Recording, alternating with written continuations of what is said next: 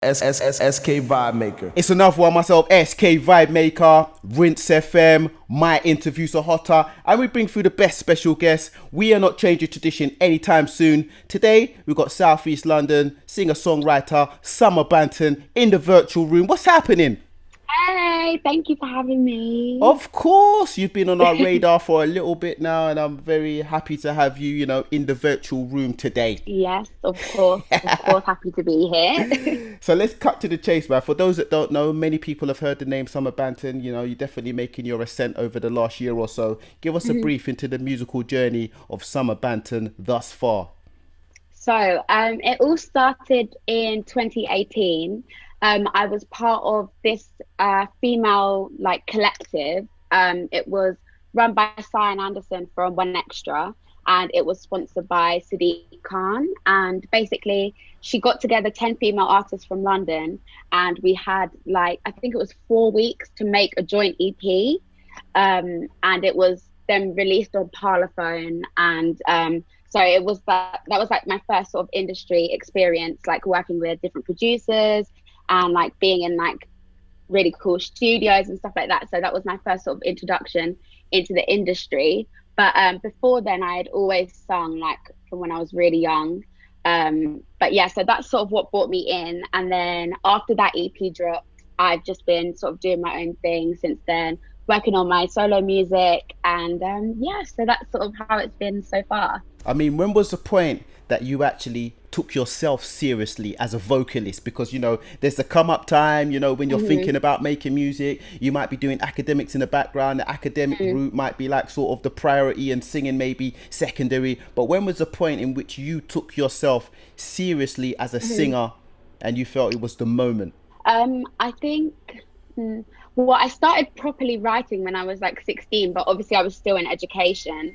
But it's been something that I've always tried to stick to, even though it's been on the side. It's been something that I've sort of always been able to balance. So even recently, obviously I've been working on my solo music and releasing music for a year now, but I was also studying a degree at uni, so I've been able to still prioritize the music. And so it just works sort of hand in hand. But probably taken it seriously for the past 3 years, 4 years. And let's not underestimate that balance, that tricky balance of doing this music thing and doing academics at the same time. You said that you finished your degree. What did you study? What did you finish? What did you complete? I did politics and international relations, so it was something completely different to music.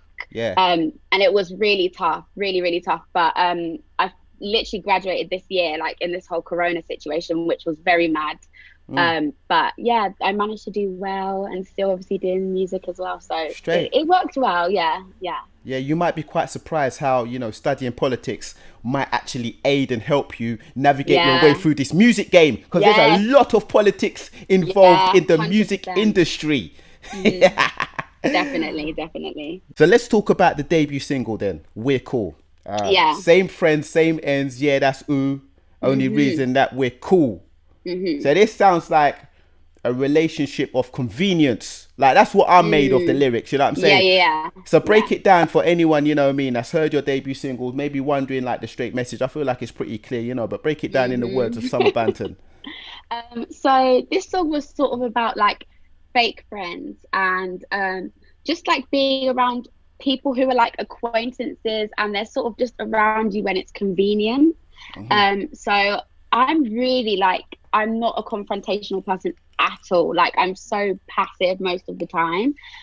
So I felt like I needed to put this in a song, because otherwise I just can't convey the message in real life. I'm just the worst. So the song's just about fake friends, and I feel like I was just going through a time where it was people were just around me sometimes when things were good, and then I just couldn't be bothered for it anymore. So yeah, that's what the song's about, really. And I like lyrics, man, whether it's rapping, songwriting, you know what I mean? At the end of the day, it's all poetry. And I can tell that you're quite poetic and very sharp with your pen. And one of the lyrics of this song that really stuck out to me, which just had me just I don't know, for some reason I really like this line. It was the line when you say there's a problem with the way I speak when your vocab is dry. Yes.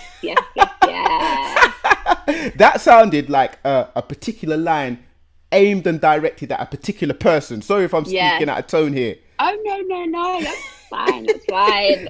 Yeah, no, I feel like I just wanted to get it all in the song because I just can't express it any other way. So the song was very therapeutic for me as well as enjoyable to make anyway. You have some interesting family connections as well, musical Mhm. family connections with Maxi Priest and also Yeah, Dirtbike LB from yes, D DBE. Block. Yeah. D Block Europe is your cousin. So you know what I mean, Hmm. speaks like that. That's interesting musical connections. Great musical company and Yeah. influence to have as a new artist coming in the game. Speak to Hmm. me about both of those influences. First, Maxi Priest. Yeah. So he's just like a legend. Like he's just like some like a big inspiration to me, has been since I was really young. Because actually the first time I ever went to the studio, it was one of his sessions. I think it was in like Ladbroke Grove or something. And I was like 6 or 7 when I first went in the studio, and I was just like looking at all the instruments, and it definitely inspired me from like really young. And it's really mad because the producer that I work with now, who literally produces all my stuff at the moment, he actually used to work with my uncle, and that's the first time I met him when I was like 6 or 7. So Mm-hmm. it's like this mad full circle sort of moment. But it's definitely like really amazing to have people to look up to and people to like call for advice just on anything. And he's been like really good, just like telling me to stay true to who I am and who I want to be as an artist, and Just in just case figure people out my don't own know, path. UK reggae royalty, pioneer, Yeah, legend. literally amazing to just be around him. But yeah, so that was really cool. And then Dirtbike LB, that's just sort of like a mad one because he, like, growing up, he was never sort of really big on music. Like it was never something that he, I feel like, intended to do. But the stuff that D Block has been able to do like in the past like 2 3 years is mad, like selling out Alexandra Palace. So he's another one that it's really good for advice and just someone again to look up to. So it's like my family's so creative, so it's really cool being like in this kind of environment. And speaking of family connections as well, so we already just spoke about Maxi Priest Mm, and Dirtbike LB from DBE. The name mm. Summer Banton. Maybe some people might Yeah. think, is that any relation to Buju Banton? Do you know I what I'm do get saying? that a lot. Yeah. No, I always tell people, yeah, but that's not even his. I feel like that's just his artist name. I Of think I course it googled is. it, but Yeah. yeah. So I do tell people that because it's just like fun for people to think that I'm like related to Buju. But yeah, no, it's pretty cool, pretty cool. So break down the name then, Summer Banton. I'm Hmm. wondering whether that's the name that's on your birth certificate. It might Hmm. be or it might not be, but talk to us about the name Summer Banton. Yeah, literally, it is my government name. It's a Real pretty cool talk. government. Yeah. People Wow. ask me this a lot as well. It's really mad. Like, my parents were very like, I feel like they pick the right names because like even my siblings, like people are always telling us that we have like celeb baby names like Summer. My brother's called Cassius. My other brother's called Cassius is Roman. a good So name still. yeah, it's such a cool name. So It's yeah, not and my name, it's Banton's. my uncle's name. Just I thought I'd put that on record. Oh, that's Yeah. cute. That's Yeah. cute. But yeah, no, cool name. Just a cool name that I was blessed with, I guess. Say no more. Yeah. So, as an artist who's fairly new in the music game, in the Hmm. showbiz life, people from the outside of things that maybe aren't involved in the music game or entertainment think it's all glitz and glory from the Hmm. outside. But it's not all glitz and glory. So, what's your take Hmm. in stepping into showbiz, into the music game? There's ups and downs, but what's your journey Yeah. been like, and how would you explain it to someone who's maybe thinking about stepping in as an artist that's in the early stages of her career? Yeah. I think that in the beginning, like obviously I still am enthusiastic, obviously, about my music, but obviously there are ups and downs. And I think something that I sort of struggled with at the beginning was not necessarily comparing myself to other people, but sort of being put in like a little bracket of like this is kind of what her sound is, this is the kind of artist that she is. But I feel like I'm sort of just evolving, and you've got to just stay true to who you are and like just evolve and just like try new things rather than putting yourself in like a little pigeonhole. So that was something that I definitely struggled with, and just like sort of putting on my blinkers and just staying true to what I want to do rather than letting other people influence what I want to do. But yeah, no, I think I was definitely not under the impression that it was all going to be glitz and glamour because obviously, like hearing from my uncle and my cousin, I sort of already had an inkling about what it was going to be like. But yeah, it's definitely been a journey so far, to be honest. But So positive, mainly positive. are you cool with being seen or categorized as a UK R&B artist? Yeah, I think that is definitely R&B is like my first love. Like I'm definitely an R&B vocalist. But I do love trying different sort of like trying new things with R&B because I think UK R&B at the moment is really cool. Like I think it's definitely getting on the map. But I just want to try different things. Like even like my new song has sort of got a bit of Afrobeat influence, and then my last single was sort of like Caribbean. So I like to mix it up, but obviously always R&B influence. Yeah. Well, speaking about, what you just touched on there Hmm. definitely seems like a big new crop of UK R&B female vocalists coming through. Yeah, There's yeah, many names I could mention, man. yeah. Do you feel much camaraderie or unity with your UK female R&B peers? Hmm. Definitely. I think that because it's sort of like a niche genre or like everybody's trying to like put it on the map, I feel like everyone can just easily come together and bring people up rather than like putting people down. So it's like a nice community to be in because everyone just like loves the same thing. So yeah, it has been really nice and everyone is really supportive, to be honest. And I So mean, yeah. even though there's a lot of fresh new talent coming through at the moment, and there's Hmm. been a lot of talent over the years, but there has Mm. been few and far major successes when it comes to Yeah. UK R&B. I mean, we can mention names like Emily Sandé, Craig Mm. David, Beverly Knight, Shola Yeah. Amar. But Hmm. we're struggling after that to go through names, you know what I mean? We're Yeah. really Yeah. struggling. Obviously, more recently, there's been Georgia Smith, but there's Yeah. very few, and there's been Mahalia as well, but there's very few Oh artists yeah, that of really course. have that commercial crossover breakthrough. I don't know, Yeah. from your Yeah. perspective, even as a new artist, Mm. why do you think that is? And is that something that scares you? Mm.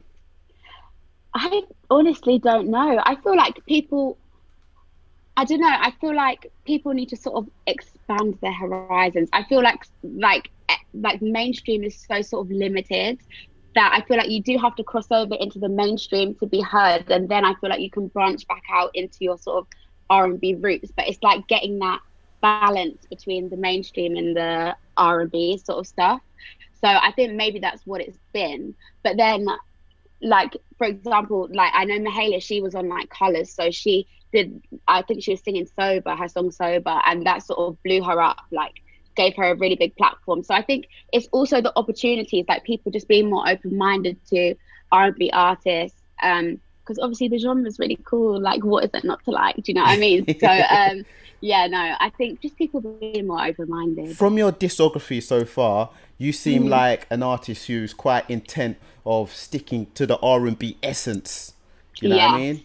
But there are a lot of artists who come from the R&B realm that have Mm. no problem in rapping, and then they Yeah. and then they and then the rapping takes over. They start rapping more than they sing, Yeah. Yeah. or they Yeah. tend to get on like that sort of trap, more hip hop inspired Yeah. production. Have Hmm. you thought much about that? How important is it for Summer Banton to not be sort of boxed in, but Yeah. stay true to her R&B essence? Yeah.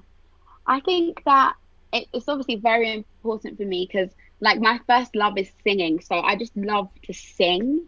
And obviously, like my vocals are very R&B, they are very soul. So I feel like it's best to just stay like where I'm what I know that I am comfortable with, not comfortable with necessarily, because it's always good to get out of your comfort zone, but what I know that I like and enjoy to do. So I think it is important for me, but I'm always like trying new things in the studio, like more trappy R&B, more pop R&B, like all different things. But the R&B essence, like you said, is literally important, very important to me. So yeah. There was a Hmm. time when this UK music industry was very Americanized. It's Yeah, very less. It's very. The UK music industry has very much found its UK identity in the past decade. But yeah, before that, there were rappers rapping in American accents, and there were a lot of singers yeah, who were singing in an American accent. yeah, Now, anyone who has their ears on when they're listening to a Summer Banton song will hear the Britishness and the British yeah. accent. Not all British singers do that, but you are one of them that definitely has that Britishness to the tone and the accent in which you sing in. Is that something which you are mindful of, and is that important to you to preserve that Britishness? Because some vocalists don't care about it. Yeah, I think definitely it is, because I think, you know, like, I don't want to sound like I'm trying to be somebody who I'm not, and obviously, like, I'm British, so like it's important to me. So and I think that, like you said, obviously there are some UK artists who still do sing in British accents, so I think it just sets you apart from the others, I guess. But yeah, no, that's definitely important to me. Yeah. SK Vibemaker.